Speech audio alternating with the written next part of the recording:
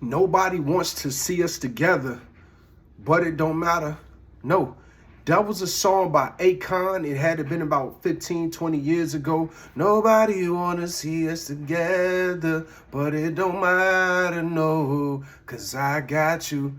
So I loved that song when it was out. Probably came out when I was like in my younger 20s. I'm 35 now.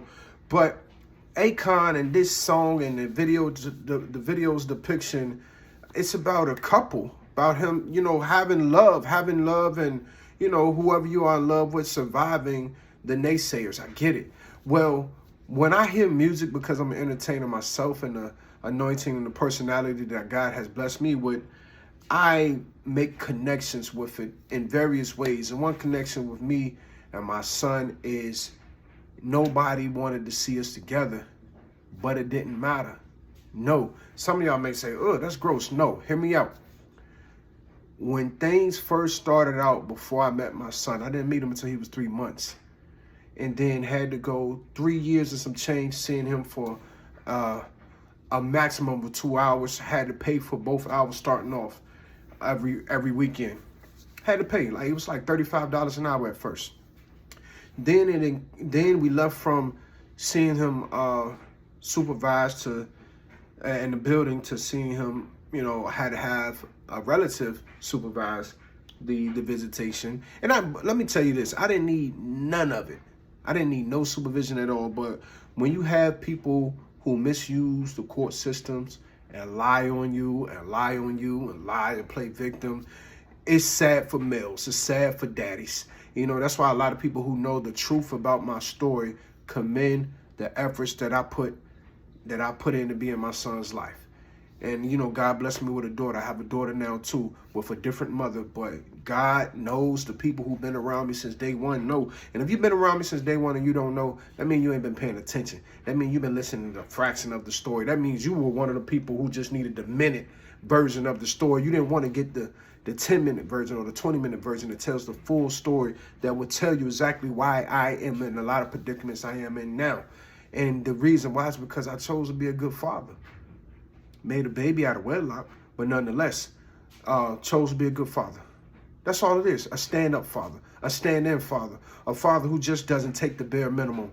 That's me. And it's a lot of dads out there who didn't just take the every other weekend. They wanted the summers. It's a lot of dads out there who didn't just take, oh, the mama tripping, so I ain't gonna try to be a dad now. No, it's a lot of fathers.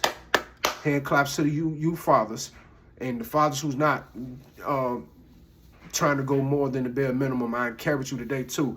But nobody wanted to see us together, but it didn't matter. No. So every obstacle and situation that I've gone through, even what I go through now, trying to fight to keep the residency. Now, if you don't know what residency means, look it up. Some people was like, man, just go ahead and give up the residency. Man, move out of state, start over. Man, go into the military. No, military would have been well for me had I had no kids, or if I had my children with a wife, or if I had my children with somebody who that I can trust that would not try to bury me under the system by conniving and lying ways. I want to say fraudulent ways because it is fraudulency when you got to lie, when you got to pretend to be somebody that you're not, when you have to, abuse and misuse the system. But we're not going to go there. But nobody wanted to see us together. So every time you see me up here advocating to wash a car, cut some hair, mentor, teach. I've done all demonstrations of these on my YouTube. Raise money to try to keep my residency, cut hair, whatever it is, help people move, whatever it is, ask. I have not because I ask. I get it, but it takes another type of muscle, mental muscle, to get online and ask for things that you normally would keep personal because you try to keep them discreet and quiet as long as you could, but the system around you, the parties around you, it just wasn't enough. It wasn't enough to cover the need. And it's not that people don't love me wholeheartedly, but I will say there were times when people say, you know what, just don't be around your child for a few months. Go get yourself together. No, God never told me to separate from my child. Okay, He might have told you that. You might have went off and worked another job in another state for a period of time, been deployed, whatever. Kudos to you. Maybe you had somebody to have your child entrusted with who would not try to bury you and separate you from your child. I did. I didn't go far. I'm not going at all. I'm gonna be in both of my children's lives. I love that movie Roscoe Jenkins, something like that, with Martin Lawrence plays in it. He kept his family with him everywhere he went. That's what I'm gonna do with my children. That's the plight. That's the mission God put me on. As a school teacher, I work in the school system. I've been working in the school system since 2009, public education at that. And working with youth in churches and community, wherever I go, I've been working with youth. And I've seen the absence of fathers, not because they didn't want to be good dads, but hardships. They were broke. I showed up when I was broke. Dads, they got tired of going to court. I showed up when I got tired of going to court. Dads who didn't have enough for attorneys to go to court so they can have somebody advocate on their behalf. I made sure I had enough, and at times I did not. Case got continued, or either the case didn't go my way, or whatever it was. But my mission has always been to be there full throttle, full speed for my child and not slow down. See, it's when we think we got to slow down or we got to wait a season. God ain't tell me to wait no season. It can be in the midst of waiting a season that you lose the advance that God has for you with your child. Nobody wanted to see us together.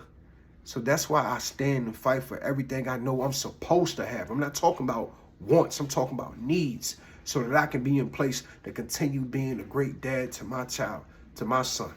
And my daughter, you know, me and her mom, we're more cordial. We're not, I guess we're friends. You get what I'm saying? But we're not the tightest of the tight, but we are great co-parents. I can't say that my son's mom, y'all already know the deal with that. I'm not gonna go into expression with that, but I will say nobody wanted to see us together at first. And now people are being made believers because you see, I'm not backing down from being in my child's life. 100%. I'm not scaling back. God never told me to scale back. And he's not going to tell me that. You want to know why? Because he would have told me a long time ago. And I'm going on the right path, and he's blessing it. You can either be a part of the story or you can watch the story unfold. But I'm getting closer and closer and closer to what God showed me what would be with my son and I. So last summer we had our first summer together. All summer, this is our second summer all together. And that would not be if God did not want it to be. And when my son is old, I'm calling right now. He gonna be living with me. I'm gonna let y'all know. So that's the vision. That's the goal. Full-time living with me. I'm talking about going to school from my house. I'm talking about summers too. Watch what I say. And it's not to try to pull him away from the other parent. It's because a boy should be with his father, if he can be with his father, so that he can be raised right. And or I've seen a lot of mothers bring up their child till that child gets about 12, 13, then they send with the dad. It's a team thing. So parents can do it together. But when they can't be cordial, when they can't be respectful and work things out, everything got to go through court. Sometimes court shows bias towards the mother. In my case, all the time they show bias towards the mother. Although it was plain as day which parent he should be with full time. Not to discredit the other parent capability, but there was a lot of stains to where the other parent fumbled, and he should be over here. But hey, he would be what God would have him to be. But I know at some point in his life, he's going to be over here more than just a summer. So in the midst, I'm preparing. I'm getting closer to God. I'm getting my parenting skills even better than before. And a lot of my advice comes from what God gives to me. So I gave y'all 8 minutes, but nobody wanted to see us together. And wait one moment. Hey, Carter, come here. Oh, he in the bathroom, but y'all can hear his voice. But it didn't matter. He's here. And I'm going to take the total advantage of him being with me right now to please God. And in essence of pleasing God, he's pleased. Everybody can leave happy. Thank you all. Fathers, don't accept the bare minimum. The way that cartoons project on our children and confuses them, we need to be as fathers in our lives, and they're our child's life, more and more and more each and every day. Literally, figuratively, all the leads. Electronically, send your child some emails if they can read. Teach your child how to read emails. I got a friend of mine, we call him Black Ice. He played college football with us. Great athlete. Could have played any position. Great athlete. He's from down south, I think. I cannot remember. I'm going to get it wrong, so I ain't going to say it, but he one of them dirty South boys.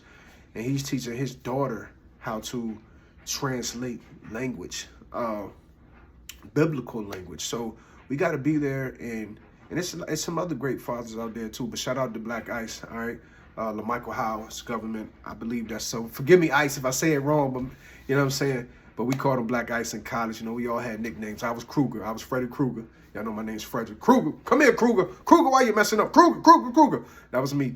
So shout out to Coach Bullware and Coach Sneed at Shaw University my first couple of years, who Krugered me to death. All right. But yeah, some other great fathers out here who are bringing their children up authentically.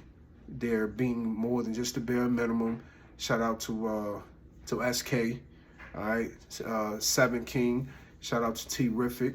I'm just calling out some great fathers. Shout out to C. Webster, Cornelius Webster, Herbert, Big Herb Brock, Caesar Alpha, and Big Herb. He's a Q dog.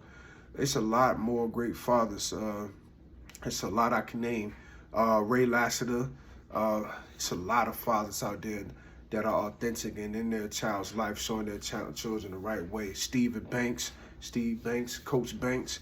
It's a lot. The list goes on and on and on. That was just to name a few. Luce, that's just to name a few. It's so many. I can keep going. So dads, don't just settle for the bare minimum.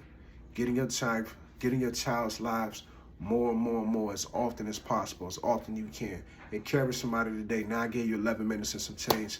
Nobody wanted to see us together. My son's in the restroom right now, so excuse him. But it don't matter. No, because I got you. Keep it there.